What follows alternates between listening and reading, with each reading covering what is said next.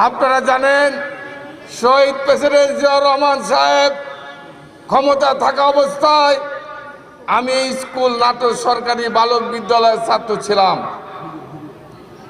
আমি বহু জায়গায় শহীদ জিয়াউর রহমানের স্যারের সঙ্গে খাল কাটায় অংশগ্রহণ করেছিলাম। সেই খাল কাটা দীর্ঘদিন বন্ধ ছিল। আজকে প্রমাণিত হয়েছে তার জিয়াউর রহমান স্যার এই খাল কেন কাটতে চেয়েছিল। আপনারা জানেন ফারাক্কা বন্ধ করে দেয়, তিস্তা ব্যারেজ দিনাজপুর রংপুর ওই অঞ্চলে বন্ধ করে দেয়, পানি থাকে না।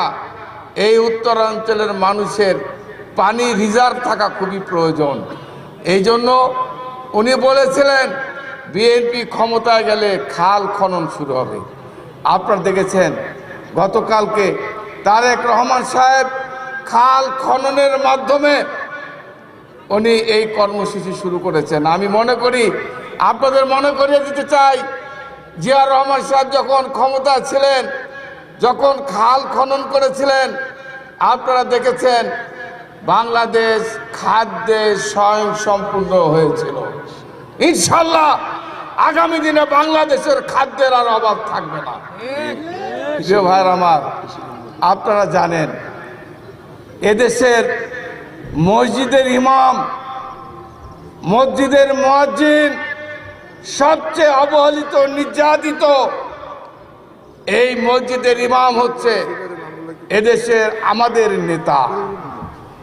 এদেশের সকল শ্রেণীর মানুষের নেতা হচ্ছে মসজিদের ইমাম। এই ইমামরা কখনোই সরকারি ভাতা, কখনোই কোনো সুযোগ সুবিধা পায় নাই। আজকে এই আমাদের নেতা তারেক রহমান বলেছিল বিএনপি ক্ষমতায় গেলে মসজিদের ইমাম, শুধু মসজিদের ইমাম মুয়াজ্জিনই নয়, হিন্দু ভাইদের যে সমস্ত পুরোহিত, ঠাকুর, খ্রিস্টানদেরকে কি বলে ধর্মযাজক, তাদের জন্য ভাতার ব্যবস্থা করবে।